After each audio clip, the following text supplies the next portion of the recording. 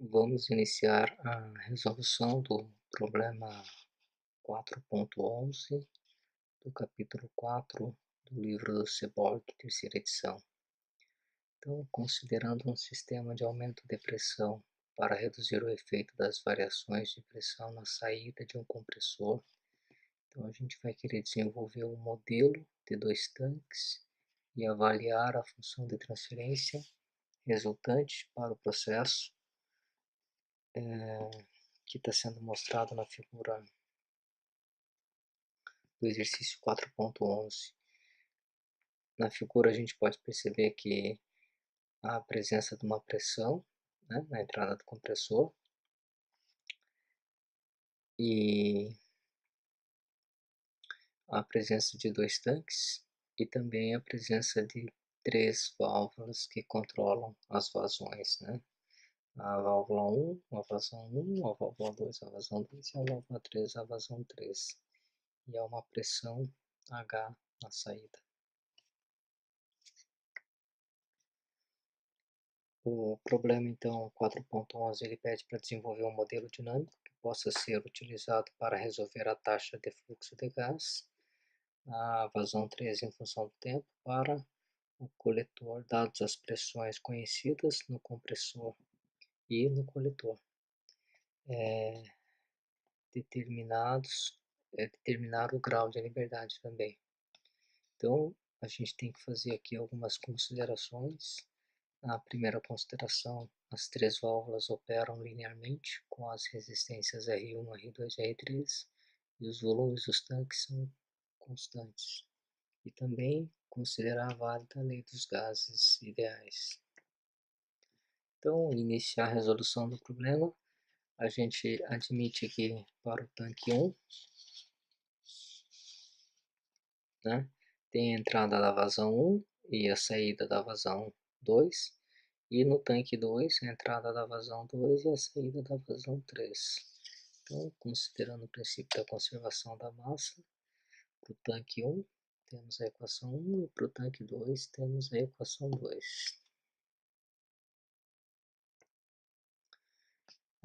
A partir da consideração 1, que diz que as três válvulas operam linearmente com as resistências R1, R2 e R3. Então, se elas operam linearmente com essas em função da resistência, então a força motriz dividida pela resistência vai me dar a vazão. A força motriz nesse caso é a diferença de pressão, então as características de fluxo das válvulas vão ser dadas pelas equações. A vazão 1 então vai ser a força motriz, a pressão do compressor menos a pressão de entrada no tanque 1, dividido pela resistência R1. A vazão 2 então vai ser dado pela pressão de entrada no tanque 1 menos a pressão de saída do tanque 1 dividido pela resistência da válvula 2, R2. E a vazão 3 então vai ser dado pela pressão de saída do tanque 2 menos a pressão 3, que seria a pressão do coletor, dividido pela resistência R3. Então, continuando então a resolução do problema 4.11, partindo da consideração 3, sendo válida então a lei dos gases ideais. Então a gente pode considerar a equação de Clapeyron, a equação de estado, que PV é igual a nRT. Também podemos considerar a equação do número de mol, que é a massa envolvida do gás dividido pela massa molar do gás.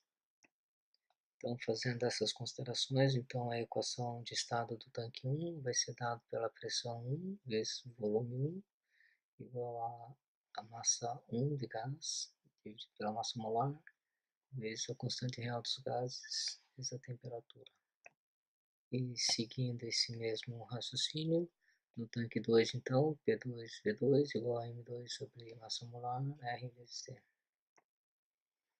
Então, isolando a massa M1 na equação de estado para o tanque 1, a gente vai ter essa relação, P1, V1 vezes a massa molar dividido pela constante real vezes a temperatura, de forma análoga então para a massa M2, substituindo a expressão da massa M1 na equação da conservação da massa dada pela equação 1 no tanque 1,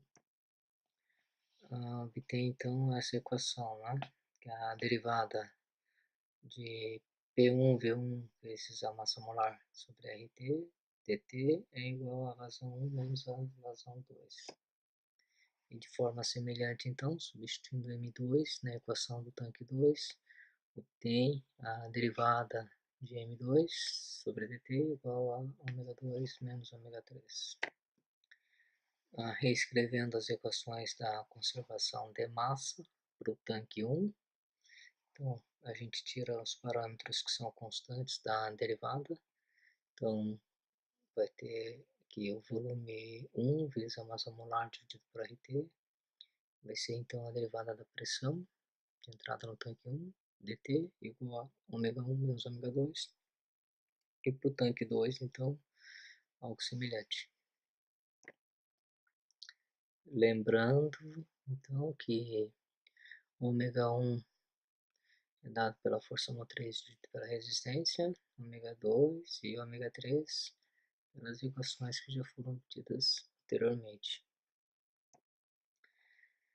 Então, tendo as equações das vazões, substituindo na equação da conservação da massa, então, para o tanque 1, onde aparece ômega 1 e ômega 2, a gente obtém, então, essa expressão para o tanque 1.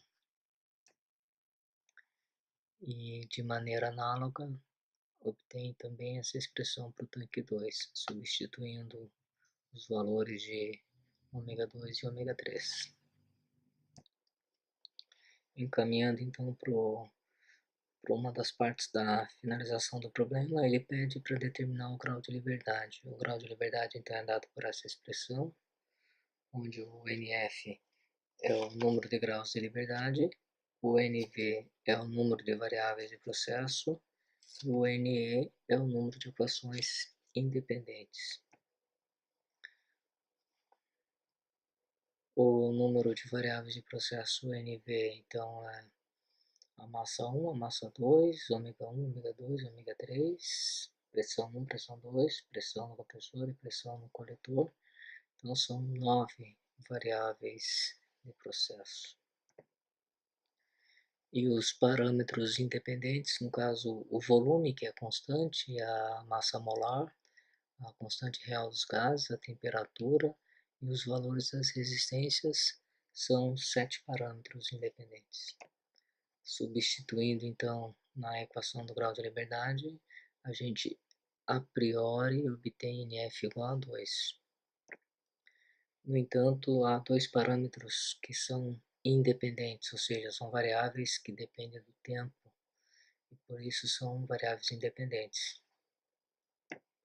Então, finalizando o cálculo, juntamente com os parâmetros independentes, as variáveis independentes, nesse caso 7 com mais 2 somaria 9, mas refazendo o cálculo então de NF, 2 menos 2, que são as duas variáveis independentes, que não foram contabilizadas antes, resulta então que NF é igual a zero, ou seja, o número de graus de liberdade do sistema é zero.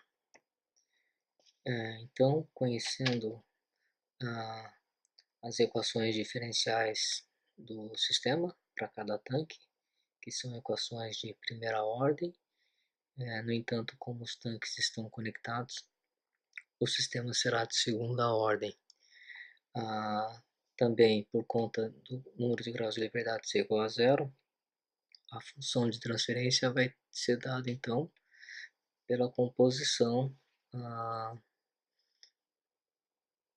da seguinte expressão, né? Vai ficar 1 sobre a constante de tempo 1 do tanque 1 vezes S mais 1 multiplicado por tal 2, que é a constante de tempo 2 do tanque 2, vezes S mais 1. Então, essa é a função de transferência do sistema, que relaciona as vazões no domínio de Laplace.